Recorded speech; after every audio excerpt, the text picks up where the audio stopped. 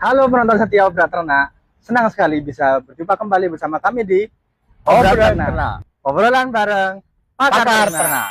Nah, berhubung Idul Adha sudah semakin dekat, kita di episode Obrak Ternak kali ini akan membahas tentang bagaimana atau tips cara memilih dan merawat hewan kurban agar tetap sehat, sesuai syariat, dan tentunya tetap memperhatikan kesejahteraan hewan. Pak Dokter, gimana sih persiapan menjelang pemantauan hewan kurban menjelang Idul Adha ini?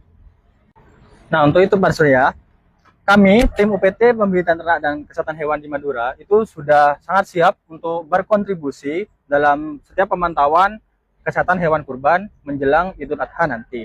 Nah, dalam beberapa hari terakhir ini kami juga sudah berkontribusi dan berkolaborasi dengan tim DKPP Kabupaten Pamekasan untuk melakukan pemantauan kesehatan hewan kurban untuk memastikan hewan kurban yang nantinya akan dikurbankan tetap dalam kondisi sehat dan layak juga tentunya. Oh iya, Pak Dokter, gimana sih pemilihan hewan kurban yang baik buat masyarakat?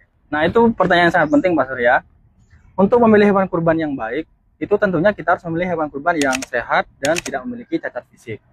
Nah, ciri-ciri hewan sehat yang baik itu seperti yang pertama, dia hewannya aktif, nafsu makannya bagus, tidak lemah, dan juga tidak menunjukkan gejala-gejala lain yang mengarah ke suatu penyakit. Jadi hindarilah hewan kurban yang memiliki gejala seperti dia sangat kurus, tidak nafsu makan, demam, pincang, lemah, ataupun dia tidak aktif bergerak, ataupun ada gejala lain yang mengarah ke suatu penyakit.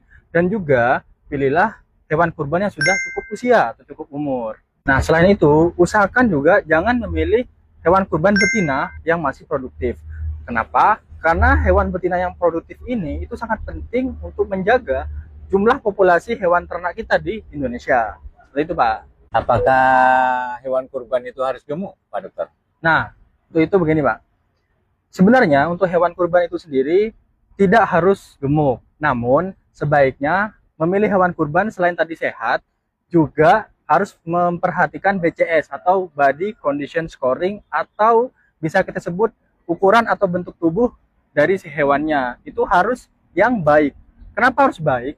Karena nanti daging yang dihasilkan itu akan lebih banyak dan juga akan lebih layak untuk dibagikan ke masyarakat. Ini pertanyaan terakhir, Dok. Gimana sih perawatan sebelum hewan itu disembelih? Nah, itu penting juga, Pak, karena kita juga perlu melakukan perawatan pada hewan kurban agar hewan kurbannya tetap sehat dan juga tidak mudah stres. Nah, langkah yang pertama itu kita harus memastikan makanan dan minuman di hewan kurban itu cukup. Jangan sampai kurang agar hewan kurbannya tidak kelaparan dan juga tidak kehausan. Yang kedua, pastikan juga kebersihan atau sanitasi kandang itu tetap terjaga dengan bersih untuk mencegah masuknya penyakit ke hewan kurban itu. Nah, yang ketiga, pastikan hewan kurbannya itu diposisikan atau diletakkan di tempat yang teduh.